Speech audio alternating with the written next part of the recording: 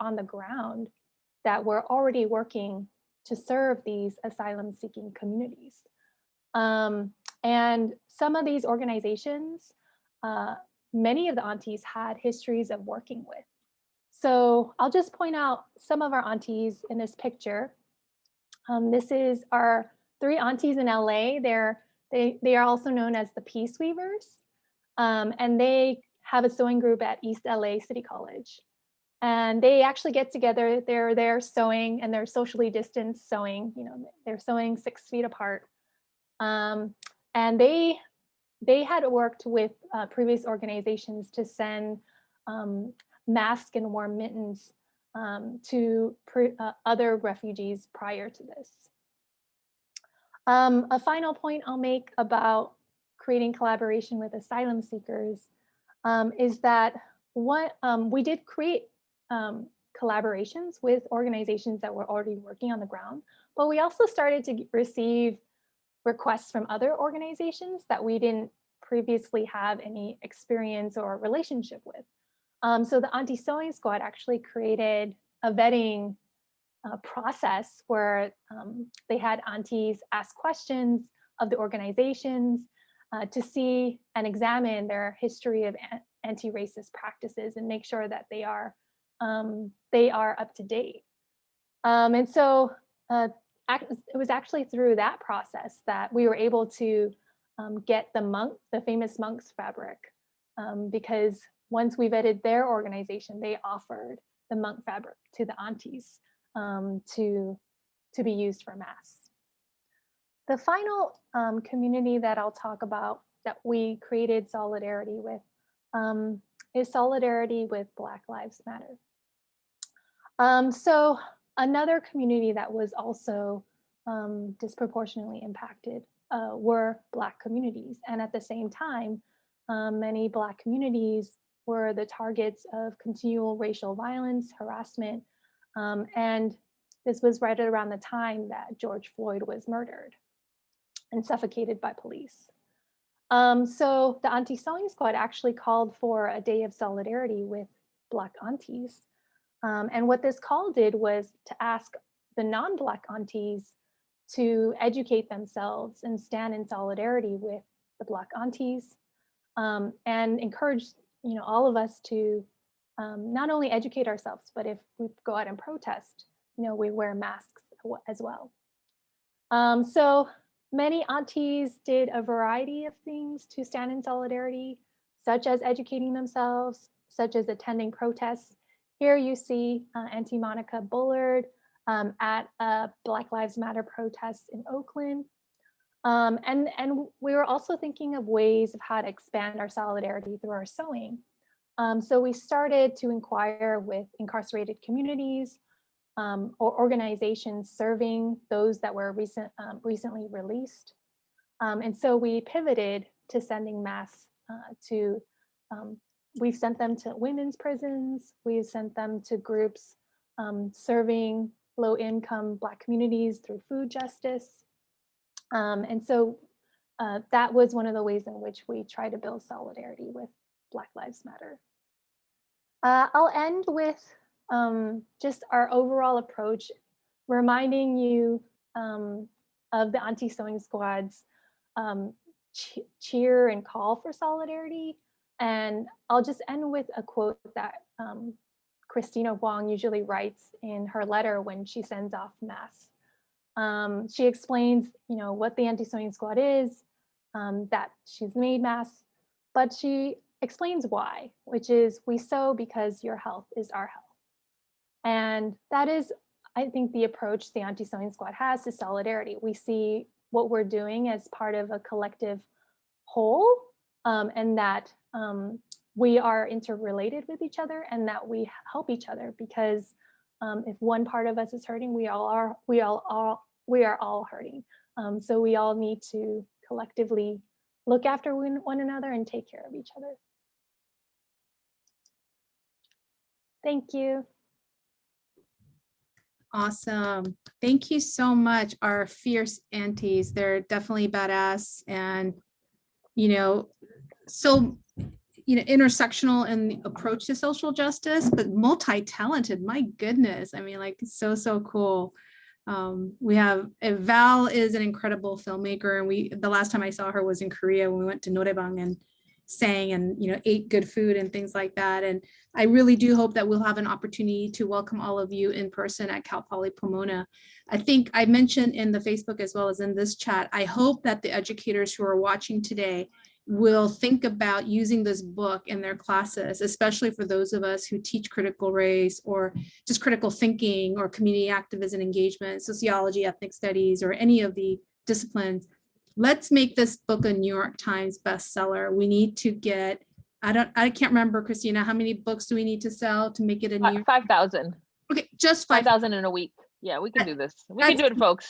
That's 20 so of us easy. in here, we can do this. I mean, I am committing to assigning it into my class and buying it through Weglyn. And for those of you who are watching, I hope that you're going to buy it anyway, but we will also give away some books through Weglyn as soon as the book is available. And so keep an eye out for that.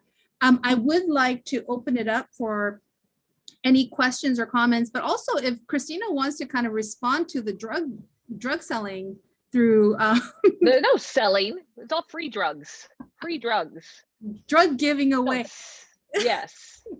Okay, so this is all crazy story is like we've had all this auntie care and we could sense the exhaustion through the summer. It was to the point myself too where I had no weekends or evenings off. Like there's no such thing as time off. But we literally have to like write as admins, we're taking the weekend off. Stop messaging us, just so we could. It was so hard. It's so hard to like step away from this stuff. And people were sending me, there was one month where I spent $5 on groceries because so many people were bringing by stuff. But at that, I'm also connected to this food bank in the neighborhood called World Harvest Food Bank, which is an incredible model for a food bank. You don't have to be on food stamps to shop there, but it's all the kind of stuff you would get. And they get stuff from like the really good grocery stores, the fancy grocery stores. And I'm friends with the CEO, Glenn, and I had posted to Facebook, like, my aunties are getting tired. Who's got THC? It's legal, right? I was like, who's got some THC? And he was like, I have all the CBD. Come get it. Like, I can't give it out of the food bank. And it was past the Best By date. So this is kind of joke, is a lot of the stuff they sell, which is, by the way, still good to consume.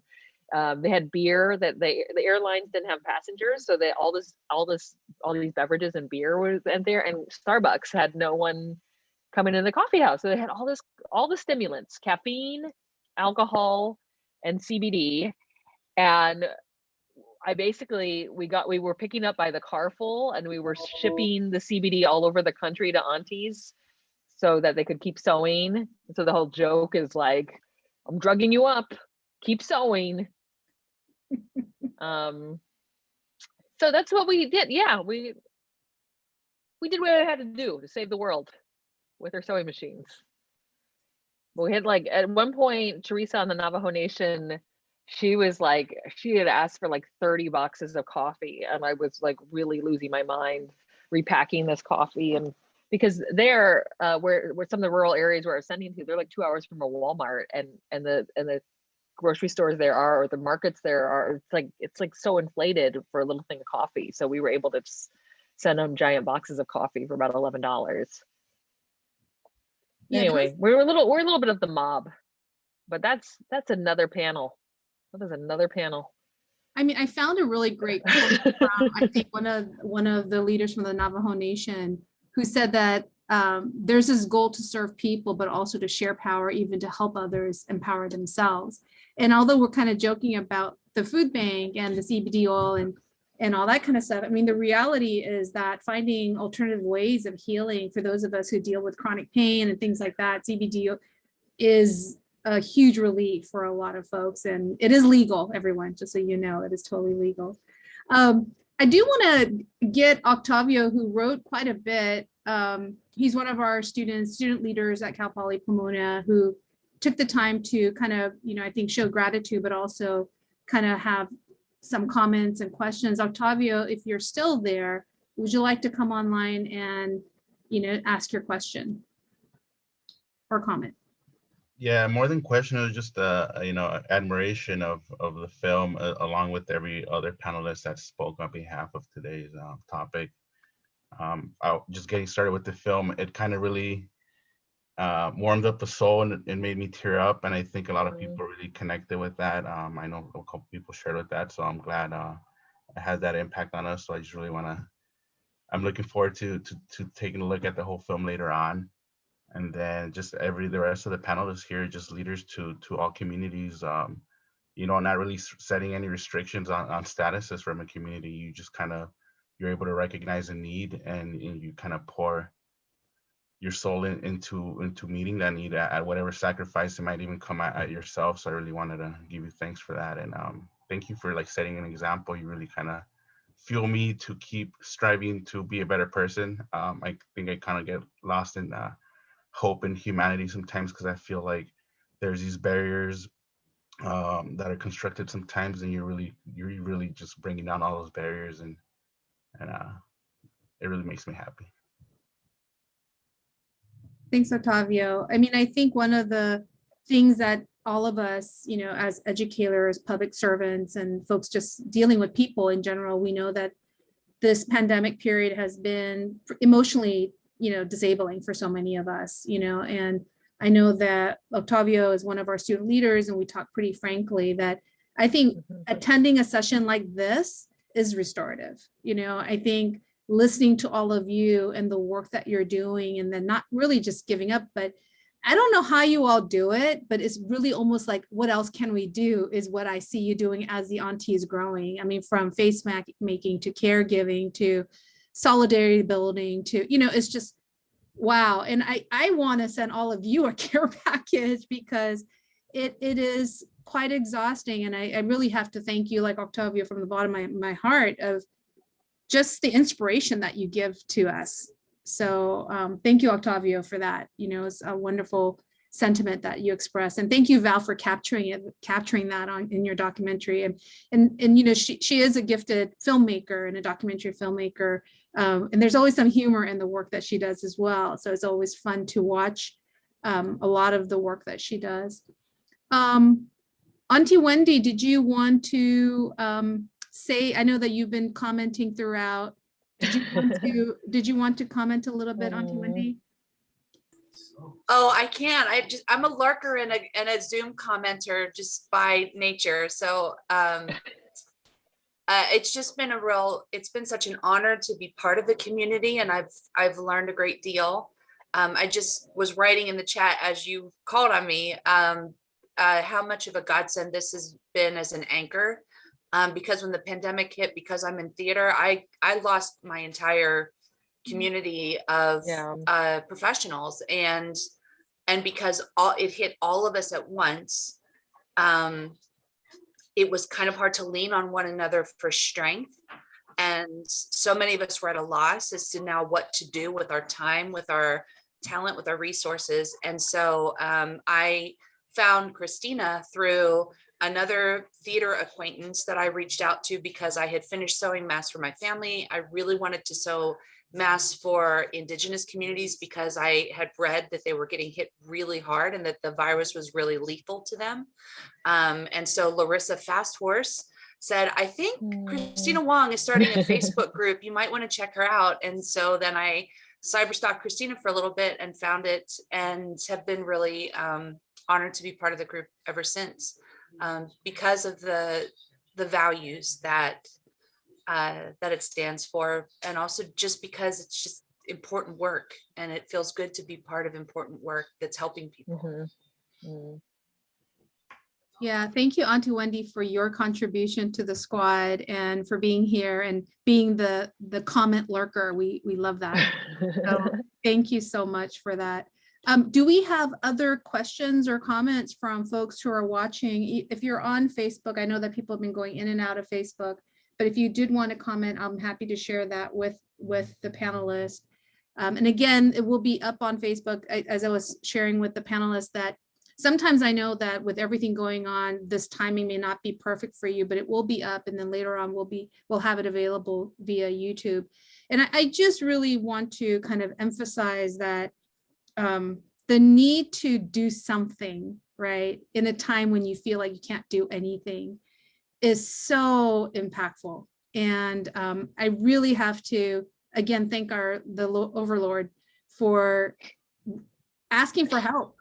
I mean, it's the strength of a leadership to say, I can't do this alone. I wasn't asking, I was screaming. I was like all caps screaming constantly, like, next pandemic, I'm gonna be watching Netflix while you all sew masks. So get over here. So a lot of it was guilt. It was like very, like, I'm not a Chinese mother, but that Chinese mother like came out. Anyway, Yeah. that's just to clarify, the tone was more screaming than asking politely. Yeah, it came across as being polite, and I'm thinking, like, I have no talents, I can't help. So I'm like, what can I do? You know, like I guess I can give money, but you know, I talk about like that's sometimes not enough too, because giving labor is so much more meaningful. And I think what I'm hearing from all of you is just the community building. You know, it's like, I don't know about the rest of you watching, but don't you want to be a part of this club? I mean, like, don't you want to be part of the We have drugs. Yeah, they have drugs and beer and all expired. You know? All expired, but we have it. Yeah, it's not as lethal. But I mean, I think if you want to get involved, I think there's still time, as the overlord stated, you know, Christina saying that you can probably go online and you can give your time, because it seems like that's probably what's most needed right now more than anything else.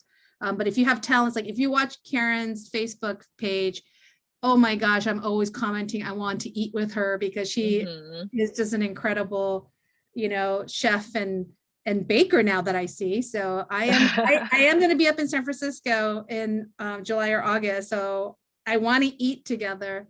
But yeah, I mean, do we have any other questions or comments or things that you all want to share? I've been trying to look at the chat just to make sure I catch folks who are writing things and commenting on things.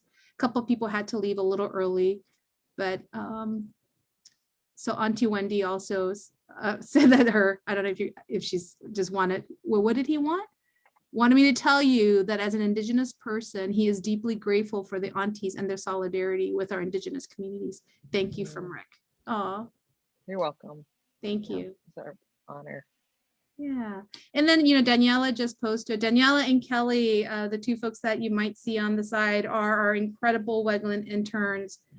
They work tirelessly with me to do programming that we hope makes a difference and that we can share. And I really do hope that all of you will join the aunties in some capacity. You know, if you don't have the time or the labor, do give money, you know, that's still okay. But if you do have time, think about how you can maximize your strength. I am just, I have a disability, so I can't sew, but I think I can bake. So maybe I can do that. Or, you know, do something. So I'm trying to think about ways that I can do something. And the cookie eating, Valerie says, you can't sew, you can be a care. Yeah, so we could be a care person in some way. And so I hope that you will join. Christina, is there a link that people can look to? Is it just on your website, on the Auntie Sewing Squad? Auntie Sewing Squad. We're a little inundated with requests to join and short on support, onboarding help, but you can also message us through our page, auntiesewing.com or facebook.com/auntie sewing. But also, I mean, we encourage you all to like take this knowledge forward and think about how to build communities in your neck of the woods.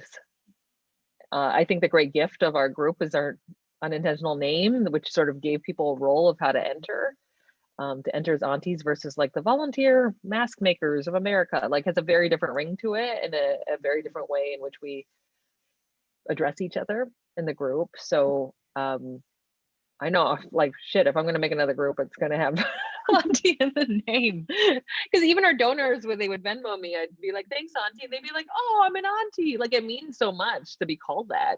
And I mean, you're in Hawaii now, Mary, but like, I remember the first time I was in Hawaii and like some kid I didn't know called me Auntie. And I was just like, oh, let me add you to my will. Like, I just was so endeared by it. And so I think about, I think that was one framework which made it very useful to enter. And we'll now forever use that term in whatever emergency FEMA I create next. Definitely feel like a part of a family, right? When you begin to call each other aunties or uncles. Yeah. Or whatever. Dr. Chow, Karen Chow posted that anybody who wants Ask Swag, you can go on the link that's up there, and it's on printavo.com. under merch Auntie Sewing Squad, because my eyes are bad and I don't think I can copy that onto Facebook. And then at the same time, Chrissy Lau mentioned that if you want to listen to Auntie oral histories, you can also listen to the digital commons.csu.mb.edu under Auntie Sewing. So, I think there is definitely a way for us to be inspired and motivated and create our own community. And then finally, last plug, but not really last, one of the last plug is to encourage you all to pre-order your books for the Auntie Sewing Squad under UC Press.